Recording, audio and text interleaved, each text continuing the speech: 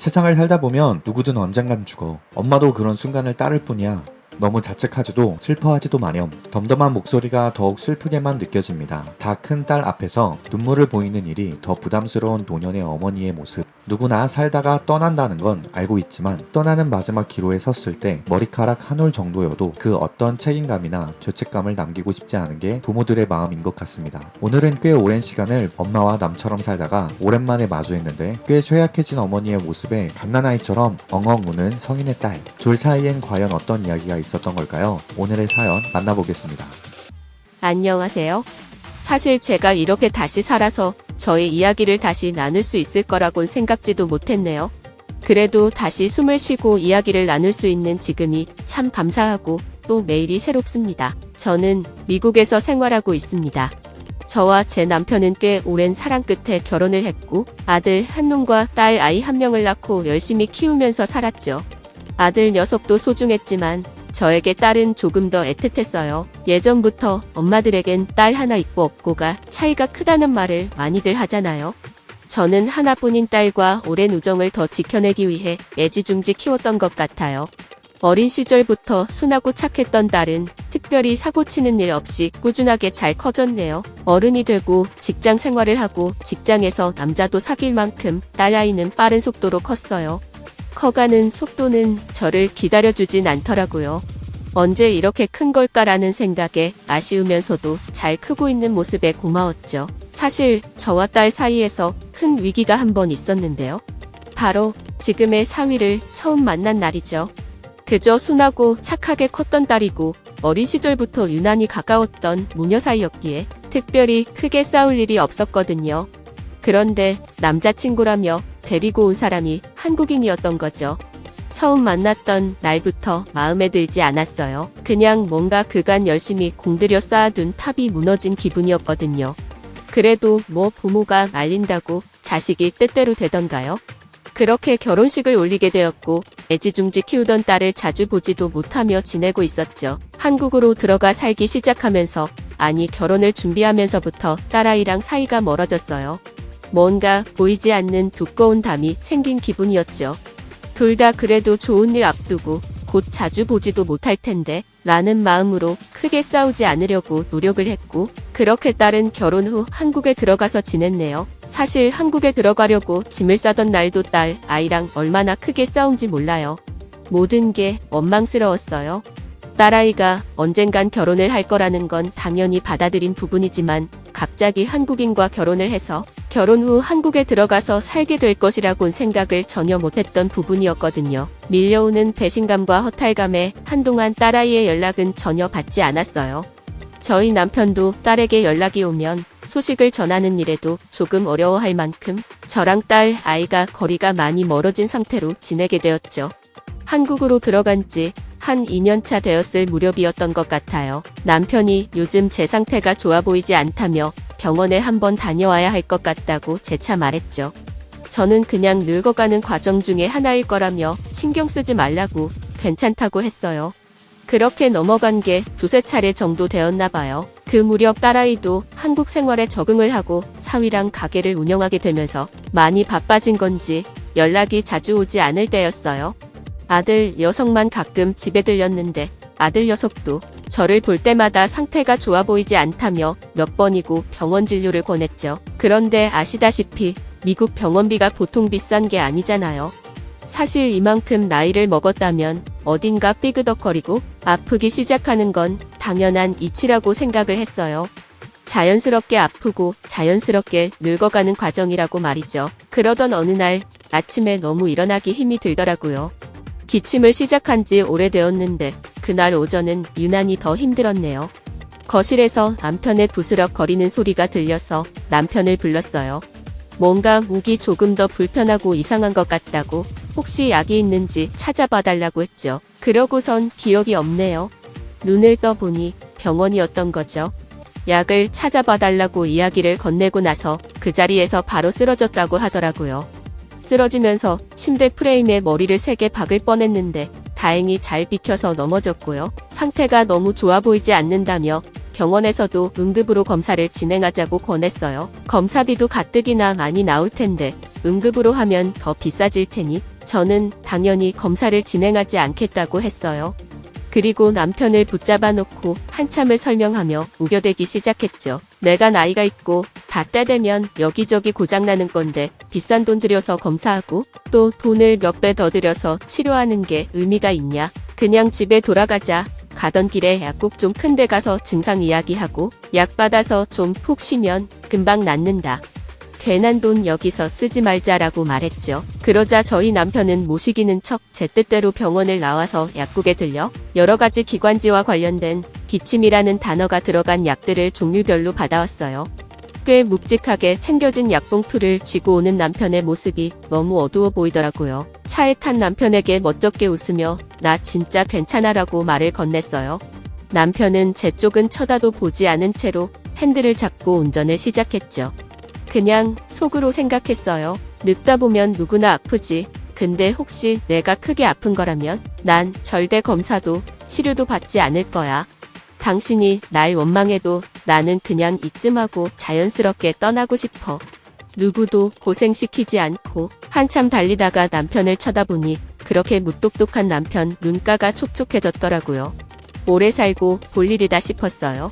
남편도 내가 막상 죽으면 슬프려나 보다라는 마음에 그냥 기분이 좋은 건 또 제가 철이 없어서 그런 것 같아요. 아무튼 그렇게 집에 다 도착해서 방에 누우려는데 웬일로 제 핸드폰에 딸아이 번호가 찍히며 벨이 울리더라고요. 이 녀석이 무슨 일인가 싶어서 화를 받았죠. 알고 보니 남편이 저 몰래 딸에게 연락을 계속해왔더라고요. 엄마가 몇 주째 기침이 잦아들지 않고 결국 오늘 쓰러져서 병원에 다녀왔다고 말이에요. 그리고 덧붙여서 병원비가 부담스러워서 어떤 검사나 치료도 못하고 집으로 간다고 그 말까지 다 전했더라고요.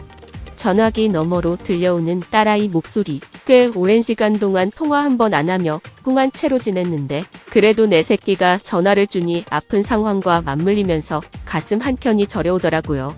죽기 전까진 전화 좀 자주 해야겠다. 우리 딸 목소리라도 잘 기억해야지 라는 마음이 섰네요. 그런데 문제는 또 생기고야 말았죠. 그렇게 통화를 마치고 이틀쯤 지났을 때 딸아이가 사위랑 같이 미국에 들어왔어요. 찾아와서는 본인이랑 사위가 저를 꼭 고쳐낼 거라며 엉엉 울더라고요. 그 모습을 보는데 도대체 이게 무슨 상황인가 싶었어요. 남편은 왜 이런 이야기를 딸아이한테 전해서 괜히 또 먼 길 오게 만들었나 싶었죠. 병원 검사비며 치료비는 사실 감당이 가능한 수준이 아니에요. 그리고 낫는다는 확신이 없이 이 늙은 몸을 위해 그 돈을 들인다는 것도 너무 무모하고 낭비스러운 일이라고 생각했어요. 몇 날 며칠이 걸리더라도 저를 설득하려고 들어온 게 뻔하게 보였어요. 딸아이가 오랜만에 엄마랑 둘이 자고 싶다며 저랑 같이 침대에 누운 날이에요. 엄마, 치료하자. 내가 김서방이랑 이야기 잘했어. 치료하고 우리 사이좋게 지내자. 나 이렇게는 엄마 못 보내. 에이 됐어. 어차피 사람은 늙고 또 언젠가는 다들 죽는 거야. 그런 순서가 되었다면 그 순서를 받아들이는 게 맞는 거고 너무들 그렇게 유난 떨지 마. 엄마는 자연스럽게 떠나고 싶어. 제가 계속 죽는다는 단어를 반복해서 사용해서인지 딸아이 눈이 새빨개져 있었죠. 어쩌면 세상을 떠난다는 건 제 결심만으로는 안 되는 일인가 보다라는 생각도 들었어요. 그리고 가족에게 피해주고 싶지 않아서 내가 자연스럽게 죽고 싶다는 그 말이 가족들에겐 그 어떤 말보다 폭력적이고 상처가 되는 이해가 안 되는 말이었겠구나 싶었죠. 정말 몇 날 며칠을 저를 달달 볶더라고요. 사위놈까지 나서서 저를 얼마나 귀찮게 했는지 몰라요. 거실에서 주거니 받거니 가족들이 모여 앉아서 검사와 치료를 받는 일에 대해 논쟁이 시작되었어요. 언성이 높아지기 시작했고 저는 절대 안 가겠다고 강하게 우겼죠. 그러자 딸아이가 저를 와락 안더라고요. 꽉 안은 순간 갑자기 저도 모르게 눈물이 흘렀어요. 그렇게 둘이 울기 시작하자 사위놈과 남편도 와서는 겹겹이 안아주었네요. 그때 그렇게 크게 소리내어 울었어요. 참, 부모라는 게 그렇더라고요.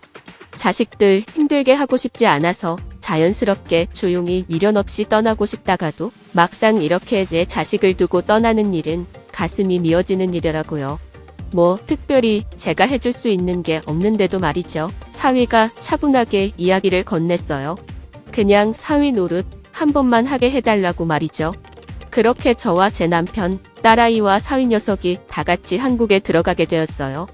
한국이라는 나라가 의료기술이 뛰어난데 그에 비해 병원비는 합리적이라고 하더라고요. 뭔가 오가는 비행기 값이며 한국에 도착해서 병원 검사를 받는 일이며 하나부터 10까지 다 계산을 하게 되고 이 돈이면이라는 생각을 하게 되었어요. 그래도 떠날 때 떠나더라도 적정선에서 검사도 받아주고 하자는 대로 좀 따라줘야 우리 딸아이 마음 한켠에 짐은 덜겠구나라는 생각이 들었기에 그냥 하자는 대로 조금은 따르자라는 게 제 생각이었네요. 한국 병원은 참 크고 멋졌어요. 그리고 그 안에 돌아다니는 의료진 분들도 굉장히 멋지더라고요. 검사를 위해 입원 수속을 밟았고 입원 후 많은 검사들을 진행했어요. 검사 결과를 들었던 날이 아직도 생생하네요. 그동안 어떻게 참으셨나요? 알고 보니 제 기관지가 일반인들에 비해 심각하게 좁아져 있는 상황이라고 하더라고요. 사실 수술만으로 해결할 수 없다고 이야기를 듣게 되었네요. 그 자리에서 딸아이는 엉엉 울더라고요. 사실 한국말들을 나중에서야 알아듣고 참 짠했지만 그래도 뭐 수술을 하면서 비용이 드는 것보단 나으니까 적당하게 즐겁게 있다가 떠나는 게 맞겠다라며 마음을 다잡았죠. 그런데 잠시 나갔다가 들어온 딸과 사위가 말을 건네더라고요. 수술 일정을 잡고 왔으니 그동안 몸 관리 잘하면서 힘내자고 하더군요. 그 말에 저는 너무 당황했어요. 어차피 수술이 불가피하다고 하는데 뭐하러 그런 데에 돈을 쓰냐. 앞으로 너희들 살 날이 창창한데 왜 이 늙은 몸뚱이에 너네 귀한 돈을 쓰냐고 화를 버럭 냈어요. 그냥 묵묵하게 듣던 사위가 제 손을 꼭 잡으면서 이야기하더라고요. 어머님, 저 지금이 너무 좋아요. 그냥 어머님을 어머니라고 부르면서 저희 부부가 어머님이랑 아버님이랑 시간을 좀 더 보내고 싶은 욕심이 들어요. 저도 그간 못 받았던 어머니 사랑도 좀 받아보면서요. 병원비는 저희가 알아서 할 테니 수술 일정까지 컨디션 관리랑 잘 해봐요. 그렇게 수술 일정이 다가왔고 수술을 준비하는 기간 동안은 한국 병원의 의사 선생님들, 간호사 선생님들 덕에 불안감 없이 잘 지낼 수 있었어요. 물론 기침은 계속 나오고 힘들었지만요. 어떻게 되었을 것 같나요? 제가 지금 사연을 낼 수 있는 것처럼 수술은 아주 잘 맞춰졌고 지금은 80% 이상 회복이 된 상태예요. 사실 수술이 불가피하다고 말했음에도 불구하고 수술 결과가 참 좋았고 이후 진료를 꾸준히 다니면서 관리해주면 원래의 상태로 돌아온다고 하셨죠. 그런데 원래 예상했던 회복 기간보다 더 빠르게 회복이 되어지는 중이에요. 이건 다 딸아이와 사위와 한국에서 보낸 시간들이 행복했기 때문이지 않을까 싶어요. 병원 수술을 마치고 눈을 뜨자마자 병원비가 얼마인지 중간 정산을 해보라고 했어요. 나오는 비용들을 보면서 퇴원 여부를 좀 조율하면 좋겠다고 생각을 했거든요. 그런데 병원비 영수증을 보고 깜짝 놀랐어요. 예상했던 금액의 반절이 뭐예요? 반의 반절밖에 안 나온 거예요.